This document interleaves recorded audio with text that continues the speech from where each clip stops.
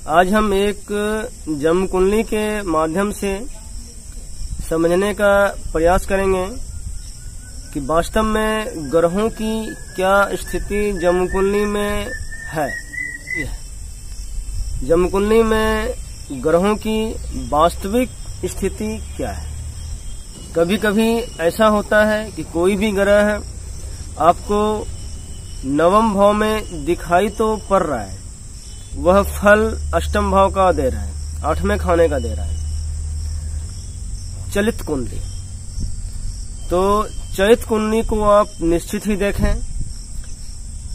चैत कुंडली ही जन्म कुंडली का मेन बेस है, आधार है, और करीब करीब उसी का निशान हमारी हथेली पर, हमारे चेहरे पर आता है।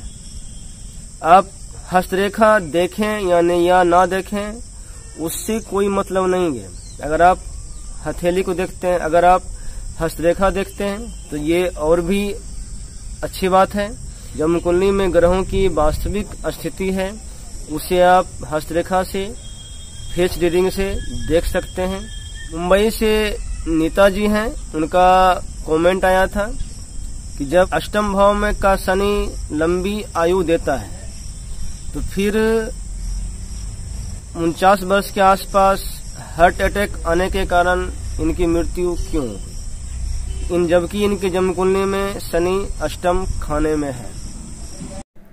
इन्होंने जो डेट ऑफ बर्थ साझा किए थे वो इस तरह से है: 5 जनवरी 1972, 72, टाइम 1:04 AM, और बर्थ प्लेस मुंबई। तो इनका डेट ऑफ बर्थ के हिसाब से जन्म कुंडली जो आ रहा है वह कुछ इस तरह से है, जिसमें कि शनि, इनका कहना था कि शनि 8वें खाने में है, लेकिन वास्तव में शनि का पोजीशन 9वें भाव में आ रहा है।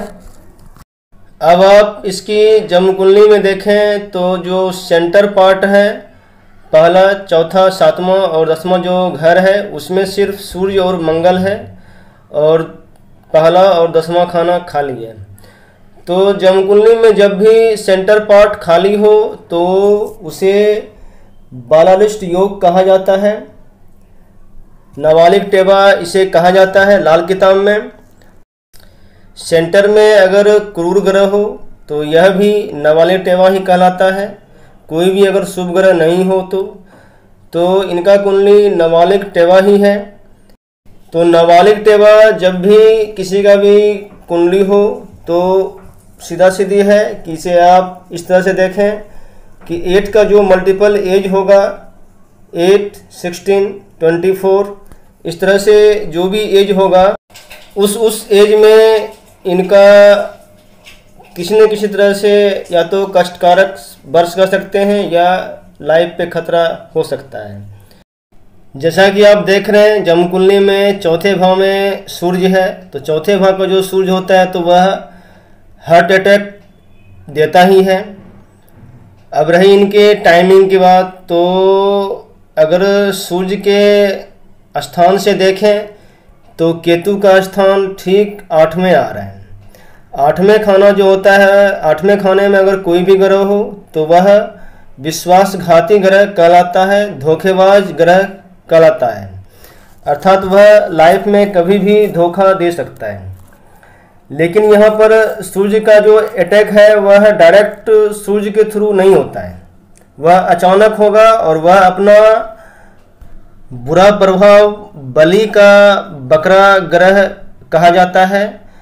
प्रत्येक ग्रह का बलि का बकरा अलग अलग होता है। तो सूर्य का बलि का बकरा केतु होता है, अर्थात सूर्य अपना प्रभाव केतु के माध्यम से शो करता है, और यहाँ केतु धोखेबाज ग्रह है भी। तो इस तरह से केतु यहाँ पर अचानक ही, और अगर 35 साल चक्कर को देखें तो 35 ईयर्स का एक चक्र होने के बाद फिर जो 6 ईयर होगा वह शनि का होगा, फिर 6 ईयर जो होगा फिर राहु का होगा, और जस्ट उसके बाद केतु का टाइम शुरू हो जाता है, अर्थात 13वें वर्ष के से केतु का टाइम शुरू होता है। तो 35 और 13 को अगर ऐड करें तो 48 के लगभग आता है, यानी कि 48 भी जो कि केतु का एज कहलाता है। और केतु के दशा पीरियड में भी यह जो अटैक है यह राहु के पीरियड में आ रहा है। तो टाइमिंग को जब भी ख्याल देखें तो हमेशा 40 दिन का मार्जिन रखें, अर्थात कोई भी घटना 40 दिन पहले या 40 दिन बाद तक हो सकता है, ऐसा लाल किताब में कहा गया है।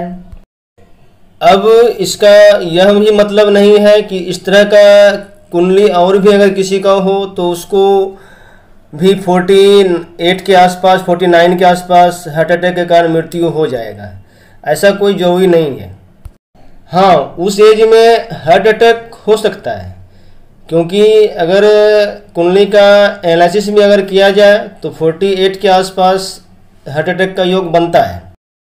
कोई भी फलित करने से पहले उसका आपको घर का वास्तु भी देखना होगा, वह किस तरह के वास्तु में रहता है, उसका खान पान कैसा है, यह भी देखना होगा।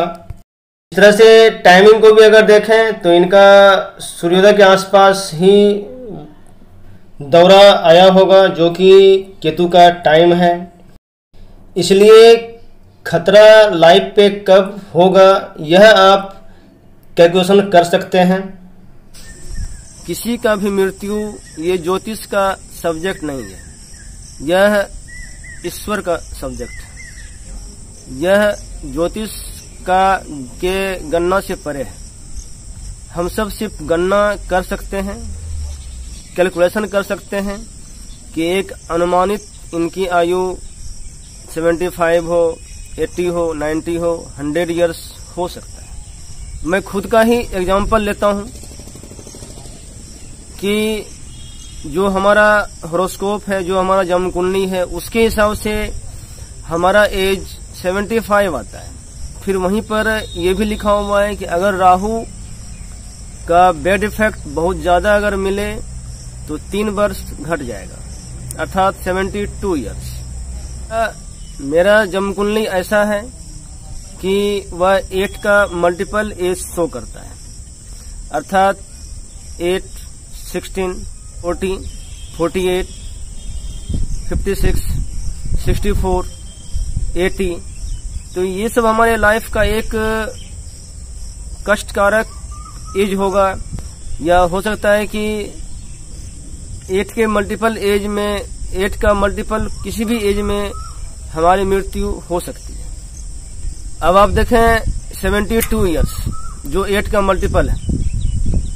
अब मैं दावे के साथ तो नहीं कर सकता हूं कि मेरा एज 72 इयर्स ही होगा। हो सकता है उससे पहले मैं टपक जाऊं, है उससे पहले मैं चला जाऊं, या ऐसा भी हो सकता है कि 72 के बदले 80 हो, 88 भी हो सकता है। नेताजी के माध्यम से सभी लोगों से कहना चाहता हूं कि इस पे आप सिर्फ रिसर्च करें, कुछ भी ठोस डिसीजन न लें, क्योंकि मृत्यु ज्योतिष का सब्जेक्ट नहीं है, यह ईश्वर का है, ऊपर वाले का। यह ज्योतिष का सब्जेक्ट नहीं है, ना ही हो सकता है। मृत्यु ईश्वर के हाथ में है और ये उनका सब्जेक्ट है, ये उनका विषय है।